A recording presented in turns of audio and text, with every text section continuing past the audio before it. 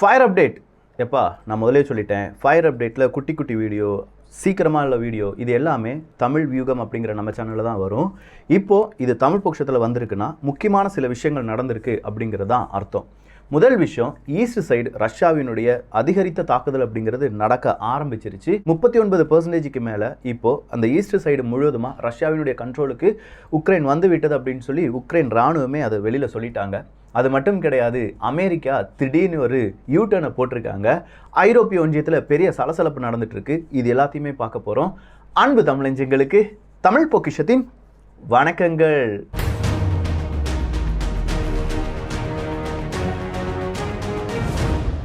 இன்னைக்கு ஐரோப்பிய ஒன்றியத்தினுடைய மிக முக்கியமான கூட்டமைப்பு எல்லா நாட்டு தலைவருக்கும் அழைப்பு கொடுக்கப்பட்டுருச்சு. அப்படி அழைப்பு கொடுக்கப்பட்ட பிறகு எல்லா நாட்டு தலைவர்களையும் சில நாட்டு தலைவர்கள் மட்டும் அந்த கூட்டமைப்புக்கு போகிற முன்னாடி மீட்டிங்க்கு வாங்க, ஆஃபீஸ் ரூம் வாங்க அப்படின்னு சொல்லி கூப்பிட்டுட்டு போயிட்டாங்க.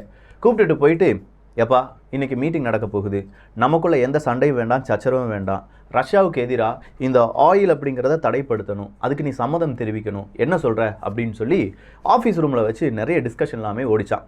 கிட்டத்தட்ட 11 hours அப்படின்னு சொல்ல 11 மணி நேரம் இந்த டிஸ்கஷனுக்காக மட்டுமே பல தலைவர்களும் மாற்றி வைத்தார்கள் அப்படின்னு சொல்கிறாங்க.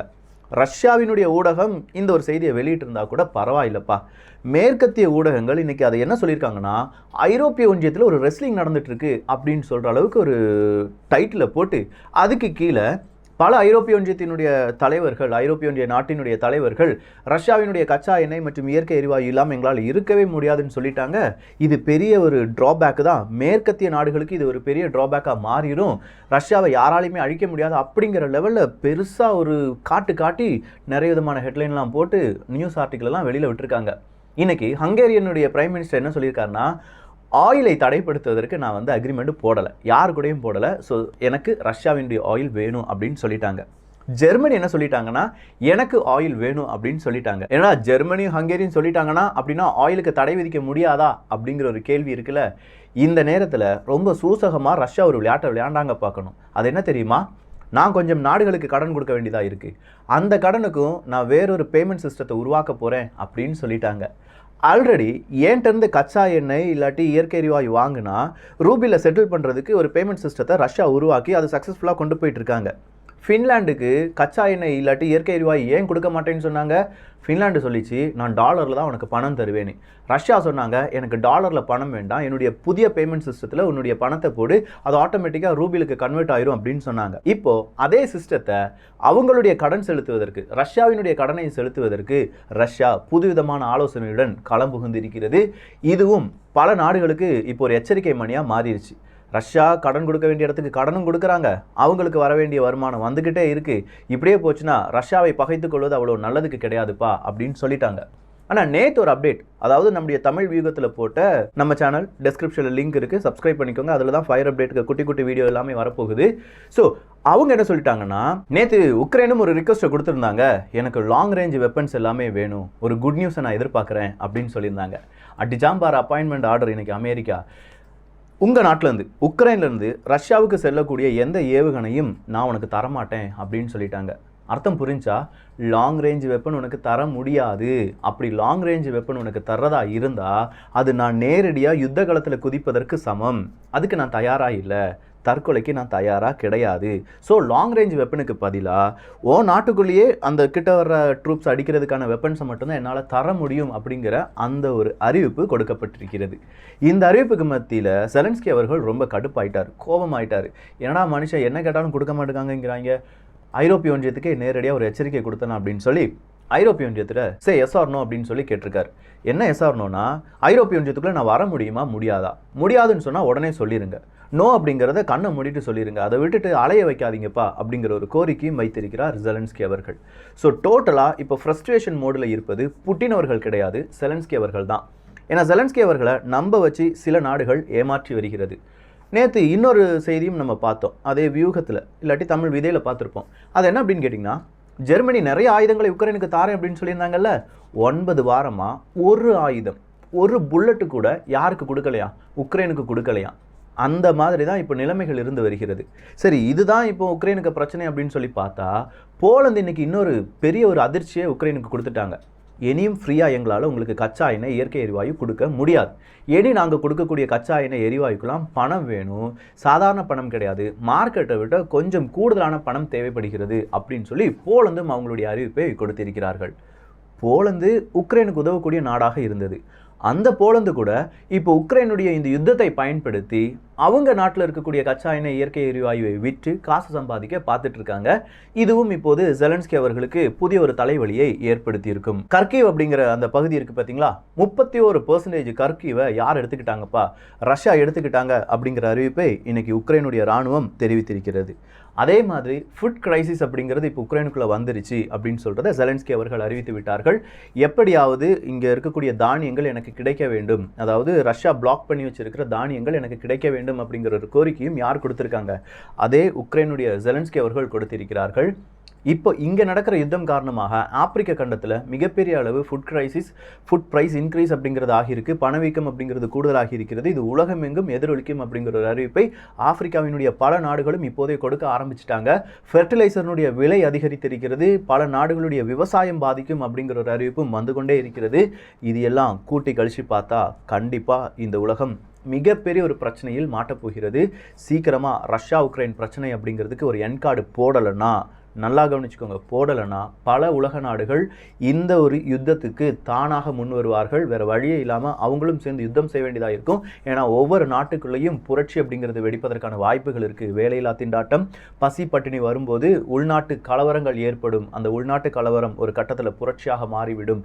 ஸோ இந்த ஒரு நிலைமைக்கு மாறாமல் இருப்பதற்கு இப்போதே உலக நாடுகள் யாருக்கு என்ன எப்படி எப்போது தேவை அப்படிங்கிறதை உணர்ந்து செயல்பட வேண்டும். ஸோ போலந்து இப்படி சொன்னாலும் இப்போ புட்டின் அவர்களுக்கு மிக நெருக்கமாக இருக்கக்கூடிய நபர் யார் அப்படின்னு கேட்டிங்கன்னா எர்டகன்.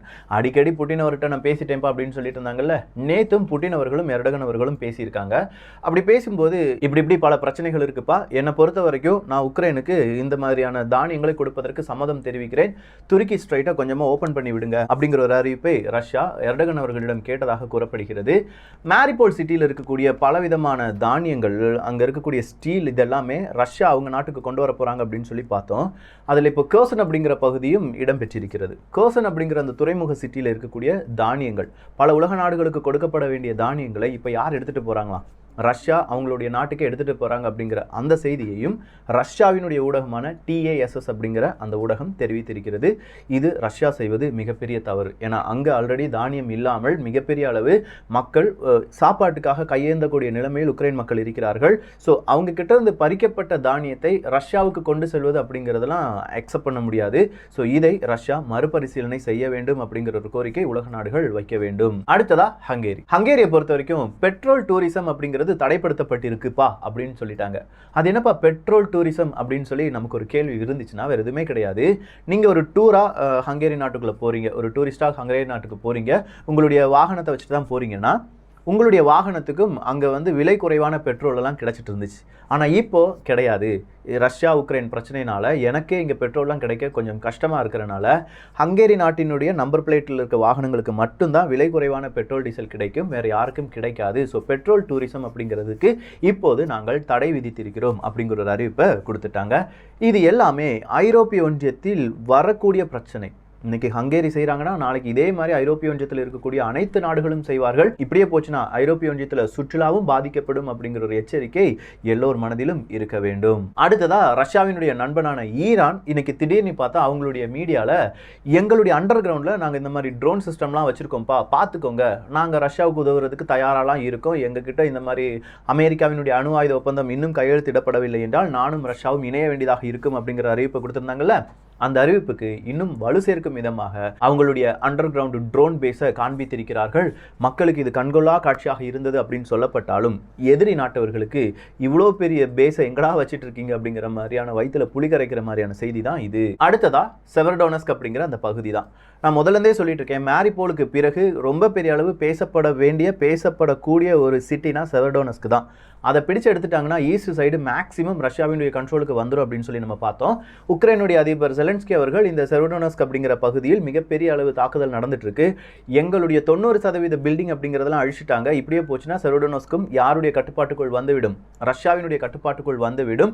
ஸோ சீக்கிரமே உலக நாடுகளே ஆயுதங்களை தாருங்கள் அப்படின்னு சொல்லி கேட்டிருக்காங்க. இப்போ ஆயுதங்களை தாருங்கள் மட்டும்தான் கேட்டிருக்காங்களே தவிர ராணுவத்தை தாங்க, இல்லாட்டி இந்த மாதிரி ஃபாரின் ஆர்மியை நாங்கள் வந்து மறுபடியும் புனரமைக்கிறோம் அப்படிங்கிற வார்த்தையெல்லாம் இப்போ செலன்ஸ்கி அவர்கள் சொல்கிறதே கிடையாது. ஏன்னா அங்கே இருக்கக்கூடிய வாலிலிருந்து எல்லாருமே எங்கே போயிட்டாங்க, அவங்கவுங்க நாட்டுக்கே போயிட்டாங்க. உக்ரைன் சொல்வது ஒன்று செய்வது ஒன்றாக இருக்கிறது, அதனால் நாங்கள் அங்கே வேலை செய்ய முடியாதுன்னு சொல்லி வாலி அவர்கள்லாம் சொன்னது இங்கே குறிப்பிடத்தக்கது. நெட்ஃப்ளிக்ஸ் முழுவதுமாக நாங்கள் ரஷ்யா விட்டு வெளியில் வரோம்ப்பா அப்படிங்கிற அறிவிப்பை கொடுத்திருக்கிறார்கள். கடைசி அப்டேட் என்ன அப்படின்னு கேட்டிங்கன்னா, ஒரு ஷிப்யார்டை நாங்கள் முழுவதுமாக அழித்து விட்டோம் அப்படிங்கிற ஒரு அறிவிப்பை ரஷ்யாவினுடைய ராணுவம் கூறியிருக்கிறது. ஸோ உக்ரைனில் இருக்கக்கூடிய துறைமுகங்கள், ஷிப்யார்டு, இப்போ உக்ரைனுக்கு எங்கெங்கிருந்து எந்த மாதிரியான வெப்பன்ஸ் வருது, அந்த வெப்பன்ஸ் எங்கே ட்ராவல் ஆகிட்டு இருக்கு, எந்த இடத்துல எந்த வேர் ஹவுஸில் அது வைக்கப்படுகிறது, அந்த வேர் ஹவுஸை டார்கெட் பண்ணி அழிச்சிட்டு இருக்காங்க. அப்படி அழிக்கும் போதே குட்டி குட்டி சிட்டிஸ் எல்லாமே இப்போ ரஷ்யா பிடித்து வருகிறது. குட்டி சிட்டிஸை பிடிக்கும் போது ஒட்டுமொத்தமான மாகாணத்தை ரஷ்யா அவங்களுடைய கண்ட்ரோலுக்கு கொண்டு வந்துருவாங்க. குறிப்பாக சொல்லப்போனால் ஈஸ்ட் சைடு ரஷ்யாவினுடைய கண்ட்ரோலுக்கு வந்த பிறகு சவுத் சைடு இன்னும் கொஞ்சம் தீவிரமான தாக்குதல் அப்படிங்கிறது இருக்கும். இப்போதைக்கு ஈஸ்ட்டை டார்கெட் பண்ணியிருக்காங்க. செவர்டனோஸ்க் அப்படிங்கிற அந்த பகுதியை பற்றி இன்னும் சில விவரங்கள் தெரிந்து கொள்ளுங்கள். ஸோ ஓவராலாக இதுதான் ரஷ்யா உக்ரைனுடைய லேட்டஸ்ட் அப்டேட். இன்னும் பல குட்டி குட்டி அப்டேட், உடனே வரக்கூடிய செய்திகள், ரஷ்யாவில் என்ன ஆயுதங்கள் புதுசாக வந்திருக்கு, இல்லாட்டி புதுசாக எந்த மாதிரியான ஆயுதங்களை செக் பண்ணியிருக்காங்க, நம்ம நாட்டில் இருக்கக்கூடிய ராணுவ ரகசியங்கள் என்ன, இல்லை ராணுவத்தினுடைய செய்திகள் என்ன, இது எல்லாமே தமிழ் வியூகம் சேனலில் வந்துடும். ஸோ ஃபயர் அப்டேட்டுக்கு குட்டி குட்டி செய்திகள் எல்லாமே, அதாவது நம்ம லைவ் அப்டேட் எல்லாமே எதில் தான் வரப்போகுது, தமிழ் வியூகத்தில் தான் வரப்போகுது. அந்த சேனலையும் சப்ஸ்கிரைப் பண்ணிக்கோங்க. ஸோ இந்த ஒரு காணொலி பற்றி உங்களுடைய கருத்துக்கள் இங்கே வரவேற்கப்படுகின்றன. எல்லோரும் தமிழ் பொக்ஷத்தில் இணைந்திருங்கள். நல்லதை பகிர்ந்து நல்ல சமுதாயத்தை உருவாக்குவோம். நன்றி, வணக்கம்.